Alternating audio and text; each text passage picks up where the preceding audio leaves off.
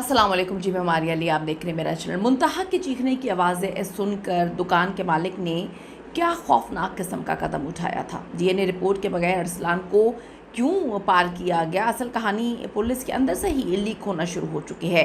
मालिक दुकान में बैठा रहा, नौकर मुंतहा ज़हरा को तीसरी मंजिल पर किस तरह से लेकर गया। डीएनए रिपोर्ट ने पूरे केस का रुख जो है मुकम्मल तौर पर तब्दील कर दिए। नए इंकशाफात ने खड़े किए हैं जी बहुत बड़े बड़े सवालात। आज की वीडियो में इस पर बात करते हैं। रिक्वेस्ट है चैनल को सब्सक्राइब करें, हमें आपकी सपोर्ट की ज़रूरत है और आपने वीडियो को आखिर तक ज़रूर मुलाहिजा फरमाना है। की जा चुकी है। इसके अंदर जितने भी मुलजमान एफआईआर के अंदर लिखवाए गए हैं उनमें से किसी को भी हम अभी इस स्टेज पे नहीं है कि हम ये कह सकें कि वो बेगुनाह है।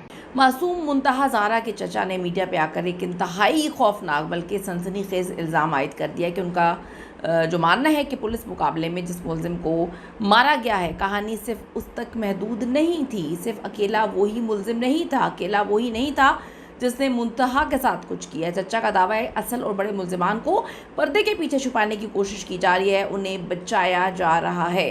अब तो पुलिस को भी जो है मानना पड़ रहा है कि सिर्फ अरसलान जो है वही गुनाहगार नहीं है और पुलिस के मुताबिक अभी तक जो डीएनए है वो रिपोर्ट आई नहीं, सिर्फ अरसलान ही क्यों।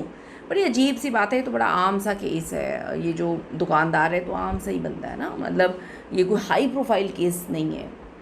अब आप सोच लें इन सारे मामलात के बाद कि एक दुकानदार को बचाने के लिए इतना कुछ किया जा रहा है, तो अगर हम इस मुल्क के हाई प्रोफाइल केसेस की बात करें जहाँ पे बड़े बड़े अमीर कबीर लोग इन्वॉल्व हो जाते हैं तो फिर क्या हाल होता होगा। दुख का मकाम है, यकीन करें दिल खून के आंसू रो रहा है कि अभी एक दुकानदार क्या होगा, उसके पास कितनी उसकी सिफारिश होगी, कितना उसके पास पैसा होगा, कितना पैसा उसने लगा दिया होगा, उसको बचाने के लिए इतना कुछ किया जा रहा है। अब आप ये देखें कि आखिर वो कौन लोग हैं जिनका नाम छुपाया जा रहा है। क्या इस ज़िंदगी में अरसलान अकेला नहीं था, बल्कि कोई बहुत बड़ा नेटवर्क या कोई बाअसर लोग शामिल थे।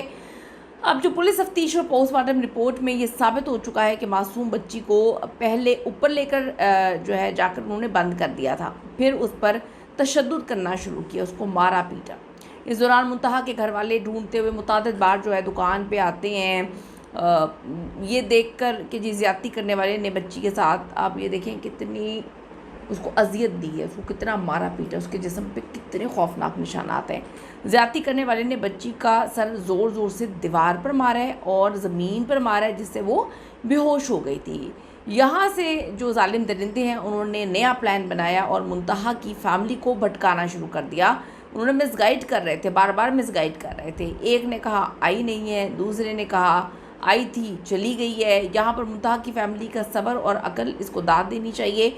दुकान के सामने डट गए, उनको लग रहा था, बल्कि उनको अपनी बच्ची का पता होगा कि बच्ची बता के ही जाती है कि वो यहाँ पे जा रही है और वहाँ से वो सीधी घर आती होगी। वो कौन सा पहली बार इस दुकान पे गई थी।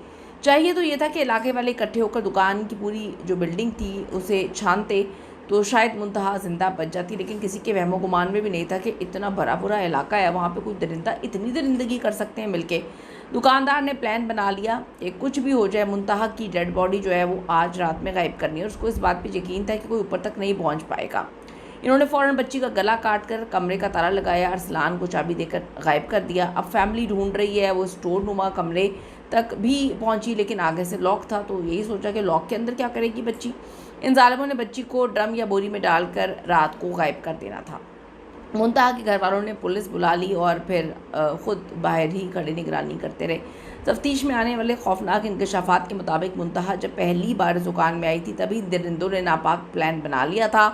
मासूम बच्ची को दुकान के ऊपर जो बंद कमरा है उसमें कितनी देर बंद रखना है इन्होंने पहले से प्लान बनाया होता। जब बच्ची की बूढ़ी डांडी उसे ढूंढते हुए आई थी तो मासूम मुंतहा इसी दुकान के ऊपर वाले कमरे में बेहोश पड़ी थी। क्या आपके ख्याल में पुलिस ने वाकई इस केस में कोई बहुत बड़ी डील कर ली है? इन दरिंदों के साथ क्या डील हुई होगी?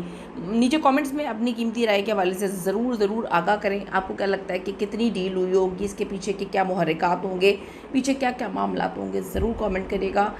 मुंतहा को तो हम नहीं बचा सके, लेकिन मैं ये बात बोलूँगी अपने बच्चों पर बड़ी गहरी नज़र रखें।